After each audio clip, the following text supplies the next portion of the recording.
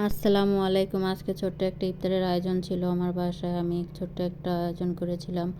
আল্লাহ দরবার শুকরিয়া এবং আলহামদুলিল্লাহ। এখানে আবার আলু এবং বুট এবং ডাল নিয়েছি। এখানে পেঁয়াজও ভাজছি।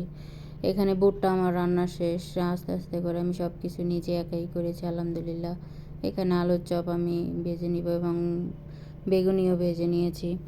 আজকে এই ইফতারি দিতে পেরে আমি অনেক খুশি এবং আনন্দিত। আল্লাহ তাআলা আমাকে একটু সৌভাগ্য দিয়েছে। এই যে এখানে আপনার আলুর চপ ভেজে নিচ্ছি।